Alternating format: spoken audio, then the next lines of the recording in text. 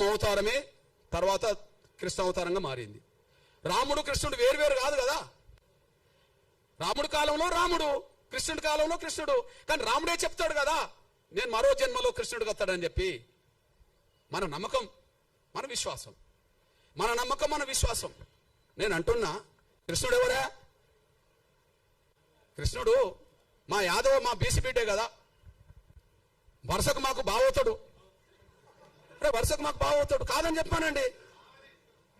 వరుసకు మాకు బావవుతాడు కాదని చెప్పానండి. రాముడు రావణ మధ్యలో జరిగిన యుద్ధము 1000 మంది చచ్చిపోయినరు కదా. 18 రోజులు జరిగింది. కానీ మా ఆది జాంబవుడును కృష్ణుడి మధ్యలో ఒక గృహంలో జరిగిన యుద్ధం 28 రోజులు జరిగింది. ఏ యుద్ధం ఎక్కడ పెద్దది?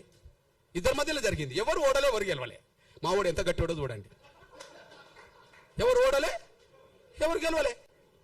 లాస్ట్కు మా ఓడు అనుకుంటాడు జాంబవుడు, అరే నీ అమ్మ, ఈ దేశంలో ఈ ప్రపంచంలో నన్ను ఓడించిన వాళ్ళు ఎవరై ఉంటారంటే, ఓహో రాముడి కాలంలో నేను అడిగాను, రాముడితో యుద్ధం చేస్తాను అన్నప్పుడు ఇంత మనం చేసుకున్నాం కదా రాముడి యుద్ధం, నీకు ఈ జన్మలో వద్దు కానీ నీకు వచ్చే జన్మలో కృష్ణుడు ఏర్పడితే అప్పుడు నీకు ఏదో రకంగా యుద్ధం చేద్దాంలే అని అంటే, ఇంతకాలం నాతో యుద్ధం చేస్తున్నాడు అంటే ఆయన రాముడే అని చెప్పి, నువ్వు దేవుడి అవతార పురుషుడు కాబట్టి నాతో ఇంత యుద్ధం చేసావు అని చెప్పి మళ్ళీ కాంప్రమైజ్ అయ్యి మళ్ళీ రాముడు ఆ కృష్ణుడికే కదా మా జాంబవతిని మా అక్కనిచ్చింది. ఈయన ఒక మణిహారం కోసం వెతుకులాట చేస్తూ, ఒక మణిహారం ఉన్నది. ఆ మణిహారం ఒక అతను మెడకేసుకొని వస్తుంటే సింహం తింటది. జాంబవంతుడు ఆ సింహాన్ని తీసి చంపి ఇది తీసుకొచ్చుకుంటాడు. బిడ్డకు దగ్గర ఆడుకుంటుంటది ఆ వస్తువు. ఈయన వెతుకుతూ వస్తుంటాడు. వెతుకుతూ జాంబవంతుడు కనిపిస్తాడు. జాంబవంతుడు కృష్ణుడి మధ్యలో యుద్ధం జరుగుతుంది. 28 రోజులు జరుగుతుంది. గుహలో జరుగుతుంది.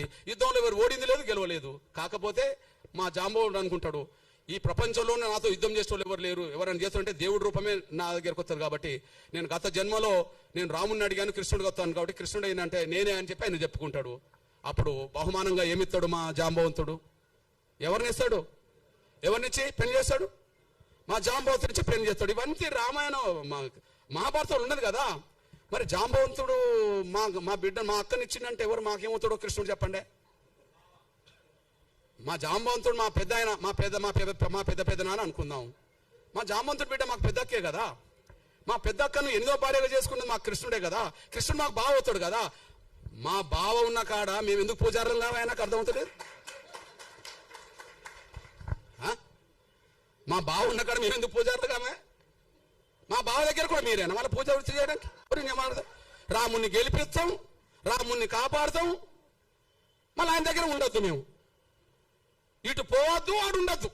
ఇది పెద్ద డ్రామా వీళ్ళది. ఎడిపోవద్దు, వీడు మతం మార్చుకోవద్దు, మళ్ళీ వీడు ఉండద్దు, ఈ పూజారి కాడికి రావద్దు. ఇది చెల్లదు.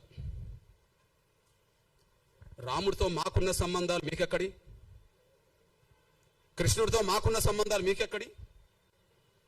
రాముడితో మాకున్న సంబంధాలు మీకెక్కడి? వాల్మీకి రామాయణ ప్రకారంగా.